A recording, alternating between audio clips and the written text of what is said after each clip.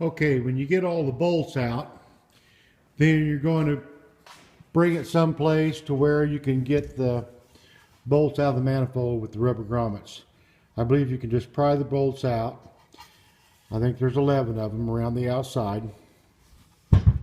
Once you pry them out, then take a flathead screwdriver and pry off the rubber grommets and install the new ones onto the bolts, just the same orientation they came off.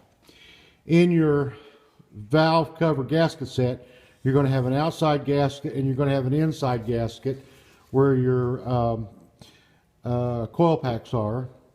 The inside gasket is pretty well one piece. It only goes down one way. You'll see it. It goes right in the grooves.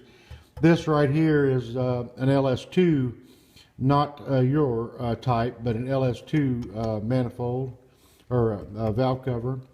It has separate ones. Yours will have the same. It only goes in one way, both of them.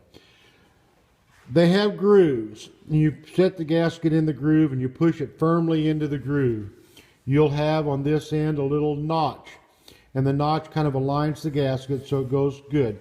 But it goes in pretty easy. Just make sure it's firm in there. Once you've got the gaskets on, the inside and the outside, then take your manifold and bring it over to your sling and set it gently right in place. There's no groove on the head at all, but it'll guide itself right into place. You have to take the front and put it down first, and then the back, just kind of gently straight down, and you'll feel it just kind of goes right in place. Once you do that, then put your bolts, just start your bolts with the rubber grommets. Just start your bolts into the holes. And the bolt, take your coil pack injectors and put them back in place in the same orientation they came out. Push them down onto your spark plug. The bolt with the new gasket will go in each hole.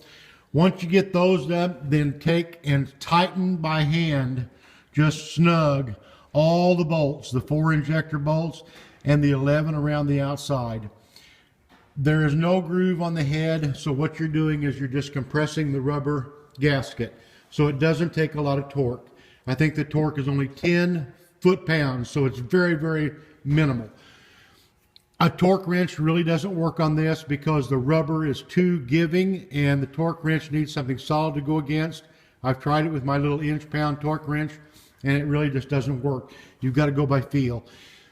So there's no order, so just tighten each one of the bolts down. When you've tightened them all down, not real tight, but just very good and snug, then start assembling everything back together the way it was. And you'll need the new wire ties, 3 of them. And I think the only wrenches you need are a 10 millimeter, a couple of extensions so you can reach them easier.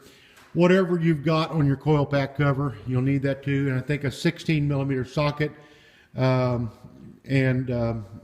ratchet. I think that's about all you need. If you got any questions, just PM me and I'll get to them as quickly as I can. I hope this helps. Picture's worth 1,000 words. Hopefully the video is worth a little bit more. Okay, good luck.